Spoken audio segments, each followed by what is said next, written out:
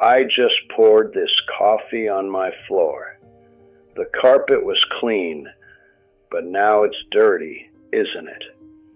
You were born just like that carpet, clean, no fear, no limits. Nobody had gotten to you yet. Then they started filling you up, little by little. Your mother, your father, your teachers, the whole damn system. Every one of them poured something into you. You didn't choose what went in. You were too young. You just received it. Then someone handed you a piece of fool's gold before you were old enough to know the difference. You know what fool's gold is? It looks exactly like the real thing. Same weight, same shine. It fooled men who should have known better, and we ran with it. All of us carried it for years. Try asking yourself this. If nobody was watching, if nobody was going to applaud, if nobody was going to be disappointed, would you still be living the same life? The answer rarely comes quickly, because the thing that's real doesn't shout. It waits quietly underneath the noise. But once you hear it, you can no longer ignore it. People say they're afraid of change. Well, that's not quite right. People are afraid of what they'll lose after they change.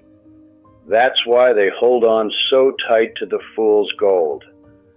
I'm 96 years old, and in those 96 years, I've watched thousands of lives unfold. And here's what I noticed. The people who followed every rule, who tried to do everything right, who never stepped outside the lines of their routine, when they reached their final years, they felt cheated. Not by life, but by the story they were handed about what life was supposed to look like. And that right there is the cruelest thing about fool's gold. You spend it like it's real, but only for a while. If you play the role they gave you well enough, the neighbors nod as they walk by. Everyone around you says, "Well done." And every time someone says, "Well done," you press that fool's gold a little deeper into your palm. Whether it's real or fake, it stops mattering to you. Fool's gold doesn't steal money or talent from a person. You wake up 60 years later and realize you've become exactly the person you never wanted to be. You built a perfect life on paper, the kind that makes your parents proud and keeps the neighbors quiet. You had dreams you stopped mentioning, because whenever they came up, people's faces changed. The dreams you quietly shelved because they made others uncomfortable, those were actually who you were supposed to be all along. Think about the men you admire, not the ones with the biggest houses, the ones who walk into a room and just seem like they're not trying to be anyone else. You've met one or two of them in your life, and you still remember them, because there's something about them you can't quite put into words. Something settled. That's not luck. That's what a man looks like when he stopped carrying weight that wasn't his to carry. Most of us never get there. We carry it long enough, and it starts to feel like this is just how things are. I've watched men retire from 40-year careers and not know what to do with a Tuesday afternoon. They'd spent so long being what the system needed them to be, they forgot what they were before it ever got to them. The system was gone, and without it, there was nothing underneath. Just a man standing in his kitchen at 10 in the morning, wondering who he is without a title. That wasn't tiredness. That was what it looks like when a man finally runs out of things to hide behind. The saddest thing I ever saw wasn't a man who failed. It was a man who succeeded brilliantly at something he never wanted. And he was still defending it, still clinging to his achievements, because putting them down meant admitting how long he'd been carrying the wrong thing. A retired engineer, a smart man. I don't even know how many projects he saw through over the years. Last time I saw him, he was around 75, maybe 80. The walls of his living room were covered in plaques, and he was just sitting right in the middle of all of them. I asked him how his life had been. He stared at those walls for a long moment. Then he said, "I built everything they asked me to build. I just never got around to building myself." I didn't know what to say to that, because some things you just can't answer. He'd spent his whole life carrying someone else's fool's gold. And when you finally put it down, here's what you run into. The people around you won't always celebrate it. Some will go quiet, some will get nervous. Because when you stop being the person they needed you to be, you stop being useful to them. You'll lose some people, especially the ones who needed you to stay small, and that's going to hurt. But you'll stop pretending. You'll stop waking up every morning and putting on a face built to satisfy expectations you never agreed to. You'll finally be free of the mask you've been wearing all this time. That's not selfishness.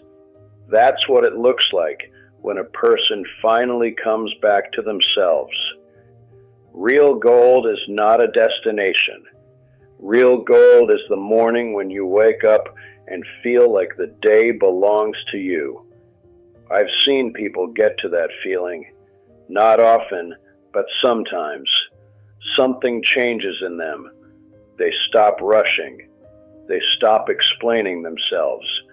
They start saying things like, "I used to do that, but I never felt like myself doing it.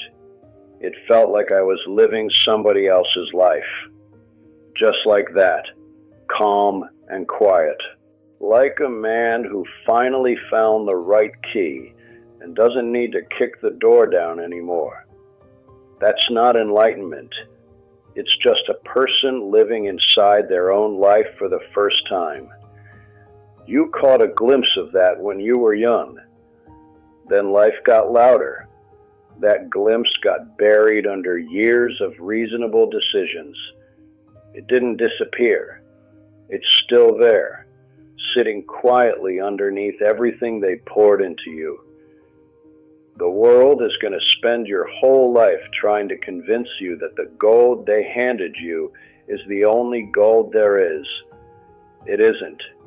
You were born with something already in you that nobody put there, before the teachers, before the report cards, before the very first voice that whispered in your ear telling you who you were.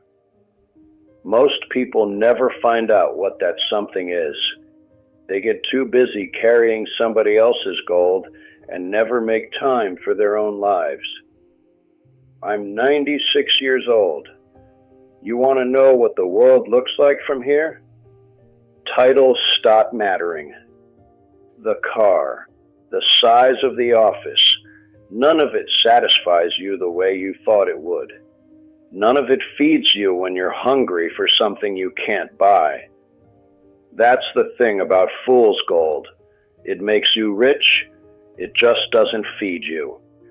I had one evening, big house, good neighborhood, everything right where it was supposed to be. I looked around that table and realized I felt nothing. I wasn't sad, I wasn't happy, I just felt a void. Like a man in a room he'd spent 40 years to afford, yet still wondered why he ever desired it. That was it. Just a quiet dinner and a hollow feeling that didn't have a name yet. And the truth is, I wasn't unusual. I've run into that man hundreds of times since. Different houses, different tables, different decades. But the look in their eyes was always the same.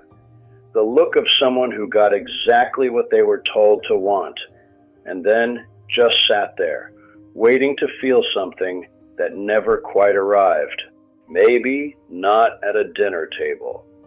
Maybe in a car you just finished paying off, or on a vacation you planned for months that felt strangely empty the whole time you were there. That emptiness isn't weakness. It's your life trying to tell you something.